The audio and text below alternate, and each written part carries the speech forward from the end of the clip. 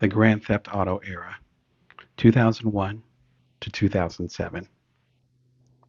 Grand Theft Auto's impact on new millennium culture is astonishing, especially when you realize the game is quite old. The first version came out in 1997. It took iterations, a graphic update, and a mountain of controversy to ascend to 2000's landmark Grand Theft Auto 3. Mentioning Tomb Raider leads to only one thought: the curvy Lara Croft. But bringing up Grand Theft Auto unravels a complete world of car sex with prostitutes, virtual Bruh. blowjobs from in game girlfriends, and now illegal pornographic diversions uncovered like hidden gems. Louder the protests from Senator Hillary Clinton, conservative lawyer Jack Thompson, and other public figures, the more real this game world will become. Now they were debating the politics of virtual sex work as if at some town hall meeting. Grand Theft Auto also served as a wonderful precursor to the quote real online hookups happening in the game inspired virtual worlds like Second Life, though in these cases there was actually another human at the other end. From a player's standpoint, however, the sexual Turing test didn't seem to matter. You had a virtual fuck Bruh. buddy either way. The point is driven home when, in 2004, Playboy starts an annual spread of naked video game characters. The longtime cultural trendsetter of male sexual norms is now leading on Microsoft, Sony, and Rockstar Games to tell them what is sexy. In the Grand Theft Auto era, games are no longer mimicking other mediums. Games are shaping them. Frankenstein. The 9/11 attacks on September 11, 2001, crushed 4 planes, 2 skyscrapers, 1 government building, and 3,000 lives. But the terrorist run served an equally paralyzing blow to our creative expression. On September 29th, New York Mayor Rudolph Giuliani opened Saturday Night Live, the 30-year-old comedy show known for its biting social commentary. Bracketed by real New York firefighters and policemen, Giuliani had a serious opening monologue declaring that New York was still, quote, open for business. But it will be weeks, if not months, before any Saturday Night Live skits actually referred to the suffocating smoke, dead bodies, and smoldering cinders still stewing down the street from its Manhattan studios. Sony cut a scene from its new movie Spider-Man because it featured a helicopter caught in the web between the Trade Center towers. The soon-to-be-released Arnold Schwarzenegger vehicle Collateral Damage was held for more than a year because it revolved around a skyscraper bomb plot. The New Yorker wrote that violent, explosive Hollywood blockbusters seemed strange after we watched a live show on 9/11 that was all too real. As America sifted through the psychological rubble, Rockstar Games released Grand Theft Auto 3, a dark, sexual, anarchistic fairy tale. It will become a lightning rod for our hopes and our fears in a way no other cultural expression on no other medium could be. The beginnings of Rockstar Games, and of Grand Theft Auto specifically, were humble. The series was created by a bespectacled, unassuming Scotsman named David Jones. As a teenager, he got a job working for Timex, which, in Western European countries, was known for its computers as well as its watches. Its Sinclair series, including the Sinclair ZX Spectrum and Sinclair ZX81, became the home computer standard across Europe in the mid-'80s. Around the same time, the IBM PC and Commodore 64 found popularity in the States. After 4 years, Jones left Timex and studied programming at the University of Abertay, Dundee, in Scotland. He found he was a natural at it. "I wonder if I could design a decent computer game in all this spare time," he would later say. Jones started a small company, DMA Designs, and created 2 games. He sold the second one, Lemmings, to Psygnosis, a well-established European publisher. In Lemmings, you direct a group of absent-minded, half-blind rodents from one end of the screen to the other while protecting them from high cliffs, blazing fires, and other deadly dangers. Released in February 1991, Lemmings became one of the best-selling computer games of the decade. It was ported to roughly 24 different game systems. It was also true to the creator. The sadomasochistic setup, to keep or to not keep cute animals from killing themselves, was reflective of Jones' own dark humor. After the success of Lemmings, Jones expanded his development team and began working on a cops and robbers game called Race and Chase. The goal was to create a living, breathing city with moving subway cars, commuters going to work, and actual stoplights. It would have a 2D overhead view. DMA Designs successfully made a functional city, but decided to scrap most of the details that would be inconsequential to gameplay, such as the traffic lights. International music publisher BMG just launched an interactive entertainment arm and agreed to publish Race and Chase, but only if it got a visual overhaul. The game's flat, bird's-eye perspective didn't look as sophisticated as 3D games for Sony's new system, the PlayStation or the PS1. The team spent another 18 months recreating the now dated 2D graphic engine from scratch. Though it kept the same viewpoint, DMA Designs used a special visual technique to give depth. In real life, if you're on a moving train and look out toward a forest, the trees nearest to you will appear to pass faster than those farther away. This, among other factors, shows you if an object is near or far. In Race and Chase, the design team would make rooftops, overhead bridges, and other high objects pass faster than the busy street action below. Parallax scrolling was popularized in 1989's Shadow of the Beast, a visually stunning action game released by Lemmings publisher Psygnosis. Not quite flat and not quite dynamic, designers would call Race and Chase Viewpoint 2D and a half. While reworking the graphic engine, the developers noticed a major design problem. No one wanted to play the cops, Jones recalled. Team member Brian Bagelow added, "If traffic was heavy, you, as a cop, couldn't decide to drive on the sidewalk or plow through a busy park.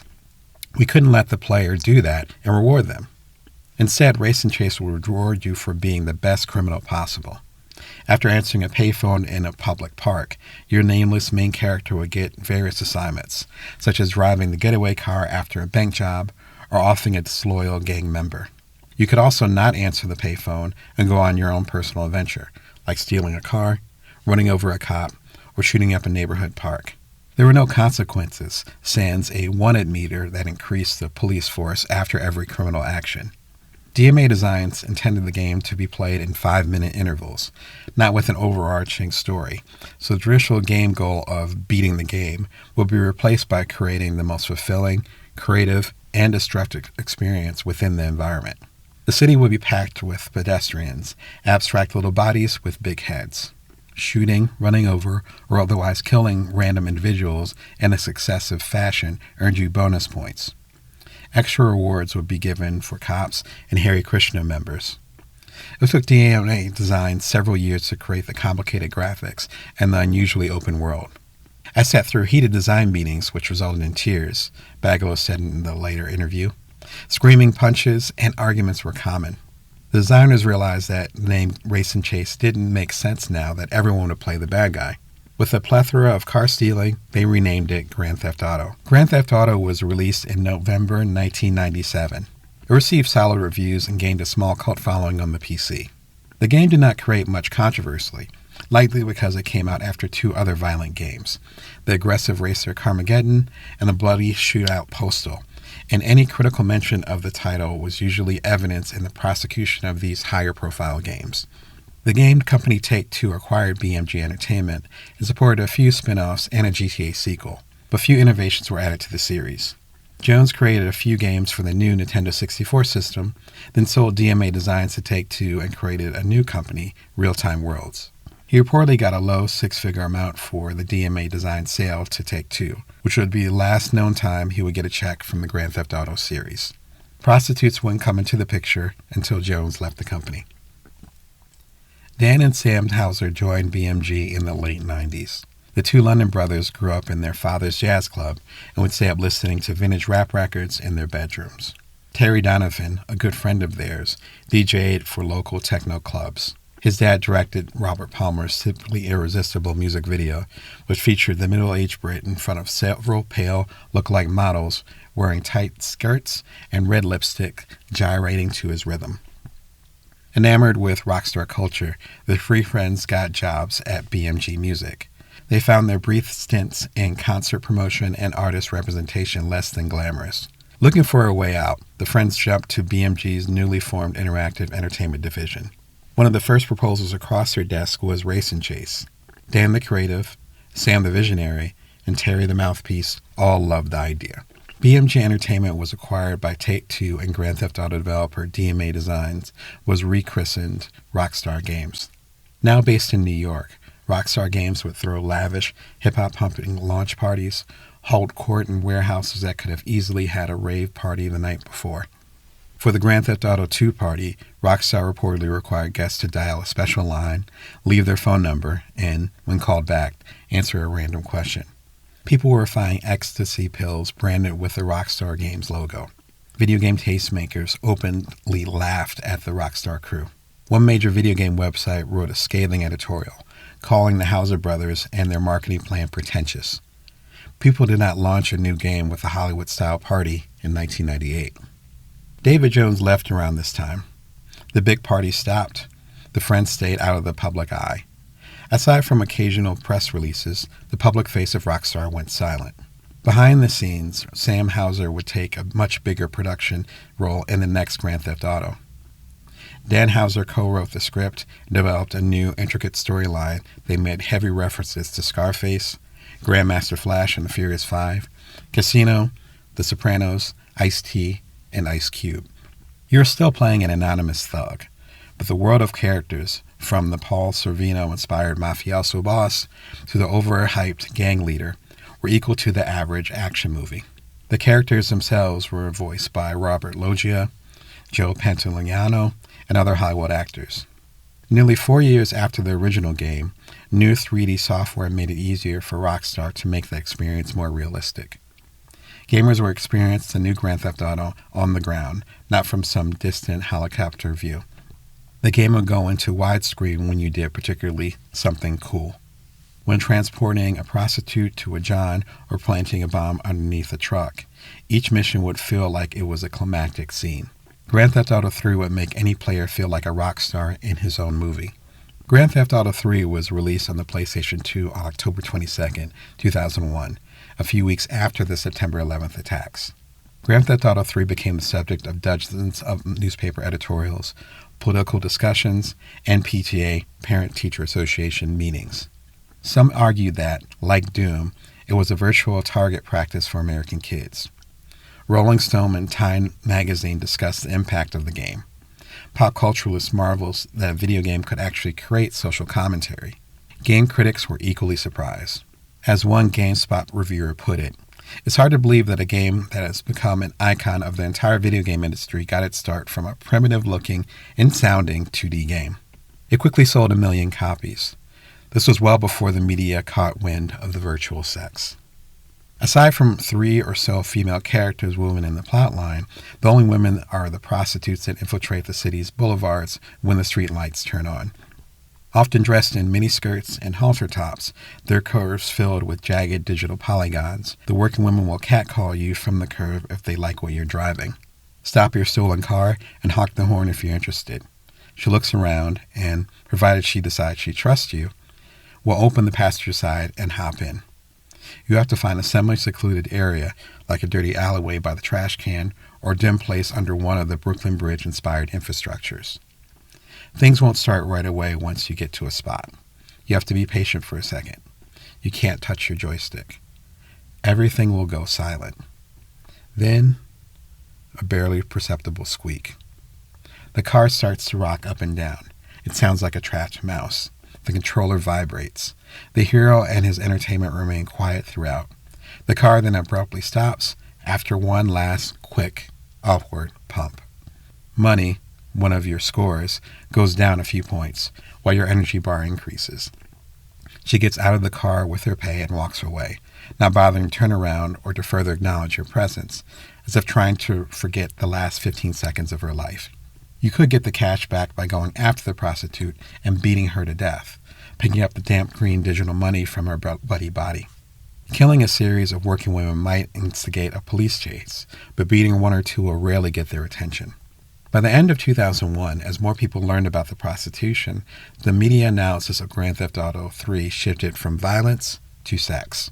The game sold even faster. No matter how gruesome the latest Nightmare on Elm Street, Texas Chainsaw Massacre, or Halloween may have been, viewers remain just that, viewers. Nothing in modern entertainment history equaled the power to destroy a like individual in a lifelike world with your own hands. Far more than books or movies or music, video games force you to make decisions. Steven Johnson writes in Everything Bad is Good for You. No other pop cultural form directly engages the brain's decision-making apparatus in the same way. Unlike a film, no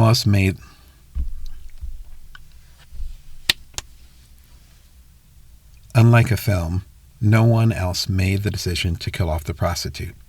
You did. Well after his departure, David Jones spoke at a video game convention and admitted that the original Grand Theft Auto wasn't meant to be a revolutionary game.